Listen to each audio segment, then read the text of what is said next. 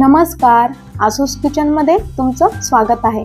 आज आपण खारीसारखी अशी खुसखुशीत करंजी बनवणार आहोत। पाक न करता गुळाची करंजी। हो, आज आपण साखरेचा अजिबात वापर नाही करणार आहोत ही करंजी करताना, आणि पाक देखील नाही करणार आहोत। अगदी खुसखुशीत अशी होते आणि तेलकट तर अजिबातच नाही। तुम्ही बघू शकतात, मी दोघे हातांना घासली तरी देखील अजिबात तेल लागलं नाहीये किंवा आपली करंजी तेलकट देखील झालेली नाहीये। आवाजाने तर कळलंच असेल आपली करंजी किती खुसखुशीत आणि क्रंची देखील आहे। ही करंजी करताना आपण साठाचा देखील वापर करणार नाही आहोत। बिना साठाची, बिना साखरेची गुळाची करंजी अगदी हेल्दी आणि बनवायला तर फारच सोपी रेसिपी आहे। घरातील लहानांपासून तर मोठ्यांपर्यंत सर्वांना आवडेल। व्हिडिओ आवडल्यास लाईक शेअर नक्की करा। चला तर मग रेसिपी सुरू करूया। त्यासाठी मी इथे एक मोठा कप एवढा मैदा घेतलाय। तुम्ही याऐवजी गव्हाचं पीठ देखील वापरू शकतात। एक चिमूट एवढं मीठ घातलंय, 1.5 चमचा एवढं तूप घातलंय। त्याला छान दोघे हातांमध्ये चोळून मोहन देऊन घेऊया, म्हणजे आपली करंजी अगदी खुसखुशीत होईल। तुपाचा जास्त वापर करू नका। ह्या 1 कप मैद्यासाठी 1.5 चमचा तूप पुरेसा आहे।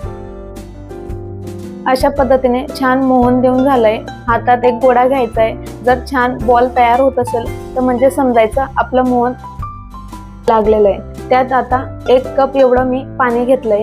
हळूहळू करत थोडं थोडं पाणी घालत आपल्याला छान एक गोळा तयार करून घ्यायचा। आणि थोडं थोडंच घाला। जर जास्त झालं तर आपली कणिक जास्त पातळ होऊ शकते। आपल्याला करंजीसाठी अगदी जास्त घट्ट देखील नाही आणि पातळ देखील नाही, अगदी मीडियम अशी कणिक मळायची आहे।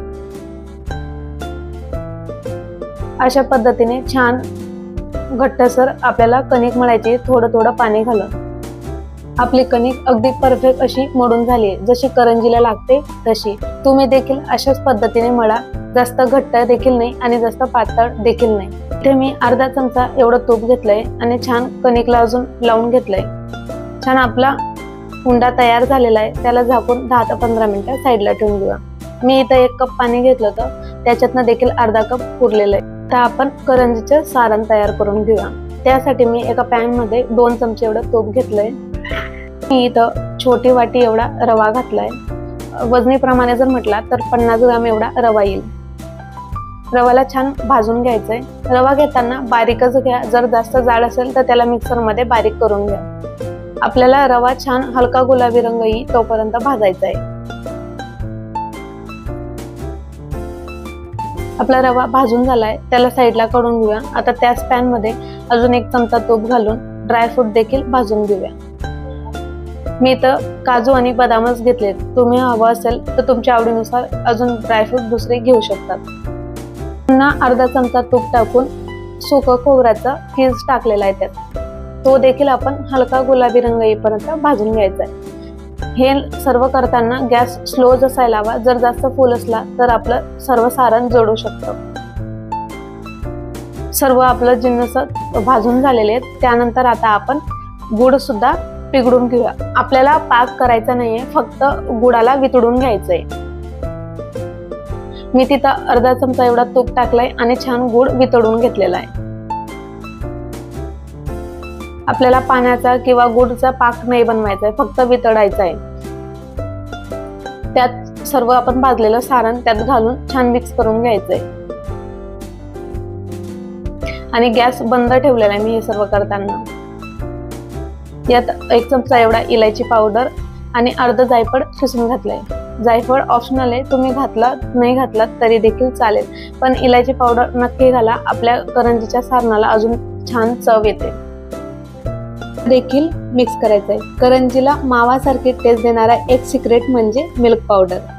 मिल्क पावडर घातल्याने आपल्या करंजीला आणखीन एक वेगळा स्वाद येतो। असं वाटते की त्यात खवा घातलाय की काय। बिना खव्याची अगदी खव्यासारखी लागणारी करंजी होते आपली, म्हणून त्यासाठी मिल्क पावडर नक्की घाला। एकदा ट्राय करून बघा ह्या पद्धतीने। आपला उंडा देखील छान मुरून झालेला आहे, त्याला हाताने चोडून घेऊया पुन्हा एकदा, म्हणजे छान मऊ होऊन जाईल आपला गोळा। अशाच पद्धतीने छान उंडा तयार करून घेऊया आणि हा दोघे हातांनी त्याला लांब करून घेऊया थोडा। त्याच्या छोटे छोटे पेड्या एवढे गोळे तोडून घेऊया आपण। जास्त मोठे घ्यायचे नाही किंवा जास्त छोटे देखील नाही, अगदी पेड्याच्या साइजचे आपल्याला छोटे छोटे गोळे तयार करायचे।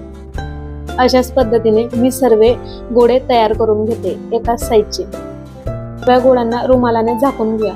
आपण रुमालाने झाकल्याने आपले सर्व गोळे मऊ राहतात किंवा त्यावर हवा लागल्याने त्याला जसं सायसारखं जे येतं ते देखील येत नाही। मी एका टूथपिकला कापूस लावून घेतलाय आणि पाणी देखील घेतलेलं आहे। आपण एक छान छोटासा गोळा घेऊन त्याची एक पारी लाटून घेऊया। पारी लाटताना जास्त जाड देखील नाही आणि जास्त पातळ देखील नाही। तर जास्त आपण जाड लाटली तर ते तळताना आतून कच्ची राहते किंवा काही दिवसानंतर ती नरम पडते, आणि जर पातळ लाटली तर ते फुटण्याची शक्यता असते। त्यासाठी पातळ देखील नाही आणि जास्त जाड देखील नाही। भरताना कुठला एक चमचा सेट करून घेऊया आणि त्या चमच्याने एक चमचा एवढं मी सारण भरलेलं आहे। अगदी गच्च असं आपण सारण देखील भरलेलं आहे। एवढं सारण भरलेलं असून आपली करंजी तेलात तळताना देखील फुटत नाही, सारण देखील बाहेर येत नाही आणि संपेपर्यंत अशीच खुसखुशीत राहते। मी तुम्हाला जी डिझाईन बनवली ती पुन्हा एकदा बनवून दाखवते। करंजीचे जे उरलेले काटे तेच आपल्याला एका बोटाने पकडून आतमध्ये चिपकवायचे। अशाच पद्धतीने गोल गोल करत चिपकत जायचंय, म्हणजे आपली डिझाईन तयार होते। मी पुन्हा तुम्हाला दुसरी एक पद्धत दाखवते करंजी भरण्याची, जिला आमच्याकडे म्हणजे खानदेशात त्याला सांजरी म्हणतात। आमच्याकडे तर सहसा करून हेच बनवले जातात। दिवाळी असो किंवा तिथी असो किंवा कुठलाही शुभ काम असो, लग्न समारंभ असो, त्यासाठी आमच्याकडे सांजरी नक्कीच बनवतात आणि ती देखील अशा पद्धतीने। सांजरीला देखील अशी डिझाईन करू शकतात किंवा कुठल्याही एका झाकणाच्या सहाय्याने त्याला कट देऊन घेऊ शकतात। सर्व करंज्या बनवून रुमालमध्ये झाकून ठेवल्यात, म्हणजे त्या सुकायला नको। असंच ठेवलं तर त्या सुकतील आणि तळताना फुटतील आपोआप। आता तेल गरम करून घेऊया। एक छोटासा तुकडा टाकून बघते तेल गरम झालंय की नाही।